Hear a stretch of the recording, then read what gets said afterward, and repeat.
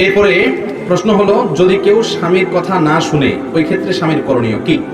যদি কোনো স্ত্রী স্বামীর কথা না শুনে, তাহলে স্বামীর প্রথম করণীয় হলো স্ত্রীকে নসিহত করা, উপদেশ দেওয়া এবং যথাসম্ভব আন্তরিকতা ভালোবাসা দিয়ে তাকে আনুগত্যের মধ্যে আনার চেষ্টা করা, যে তুমি আমার কথা শুনলে লাভ তোমার, আর আমার কথা না শুনলে, আমার অবাধ্য হলে, নাফরমানি করলে তোমারই লস। নবী করিম সাল্লাল্লাহু আলাইহি ওয়াসাল্লাম বলেছেন, 4 কাজ করলে মহিলারা 8 জান্নাতের যে কোনো জান্নাতে যেতে পারবে।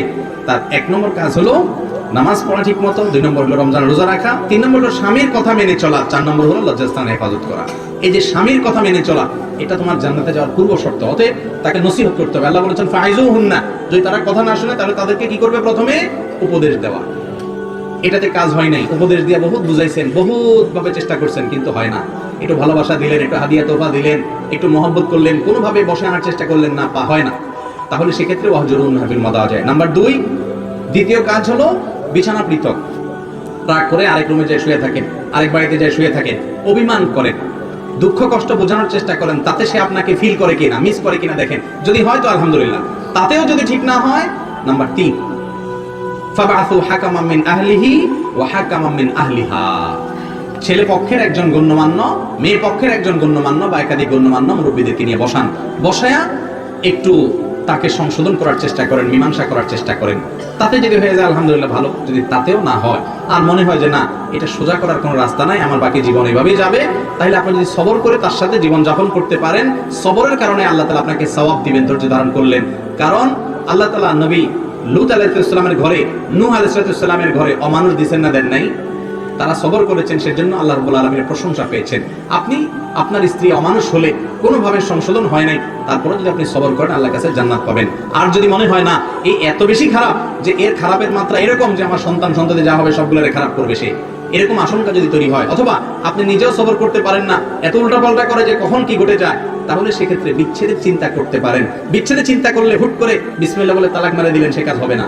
বরং বিচ্ছেদের চিন্তা করলে আগে কোনো দক্ষ আলেমের কাছে, মুফতির কাছে যাবেন, ভালো কোনো দারুল ইফতা ফতোয়া বিভাগ মাদ্রাসায় যাবেন, যাই বলবেন হুজুর এই অবস্থা আমার স্ত্রীকে আমি ওই যে শরীয়ত কোরআন বর্ণিত 3টা স্টেপের সবগুলা পার করছি, নসিহত করছি, অভিমান করে দেখছি, শাসন করে দেখছি, মুরব্বিদেরকে ডেকে বসাইছি, 3টার কোনোটাতে কাজ হয় নাই, আমি 4টা ব্যবহার করতে চাই, তালাক দিতে চাই।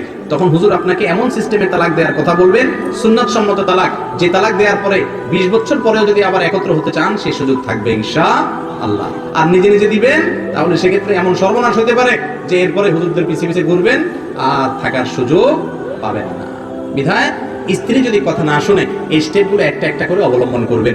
আর মনে রাখবেন, নবী করিম সাল্লাল্লাহু আলাইহি সাল্লাম বলেছেন, মেয়েদেরকে বাম পাজরের হাড় থেকে সৃষ্টি করা হয়েছে, অর্থাৎ মূলটা সেটা। সব মহিলা তার স্বামী বাম পাজরের হাড় থেকে তৈরি না, এই যে বাম পাজরের হাড় থেকে মহিলাদেরকে তৈরি করা হয়েছে। এটাকে তুমি যদি বেশি সোজা করতে চাও, তাহলে কিন্তু ভেঙে যাবে। অতএব এই বাঁকা টাকা রেখে এই অবস্থায় তুমি এটা থেকে উপকার হাসিল করতে, অর্থাৎ এটা থেকে তোমার পারপাস সার্ভ করে নিয়ে সংসার চালিয়ে যেতে হবে। এখন অনেক পুরুষ আছে, না কেন এরকম হবে, না কেন আমার কথা শুনবে না, না এরকম হইতে হবে, এই বেশি তেড়ামি করবেন, সারা জীবন তেড়াই খাবেন আর দুনাই খেতে থাকবেন, কখনো শান্তির দেখা পাবেন না। আর যদি সবর করেন, মানুষ হওয়ার চেষ্টা করেন, তাহলে সুখ শান্তি পাবেন। নবী করিম সাল্লাল্লাহু আলাইহি ওয়াসাল্লাম কত চমৎকার পলিসি শিক্ষা দিয়েছেন। আজকে ঘরে ঘরে পরকিয়া, ঘরে ঘরে পরকিয়া। পুরুষ ফেসবুকে অন্য মেয়ের সাথে ইটিস পিটিস করতেছে, অন্য মেয়ের ছবি দেখা মজা নিচ্ছে, মহিলা অন্য ছেলের সাথে কাম করতেছে, অথবা খারাপ সম্পর্কে জড়িত হচ্ছে। আর কিছু না হোক, অন্তত দেখে চোখের জেনা করতেছে, তার স্বামীকে রেখে অন্যকে পেয়ে সুখ পাওয়ার অপচেষ্টায় সে লিপ্ত আছে। কেন এগুলো হয়েছে?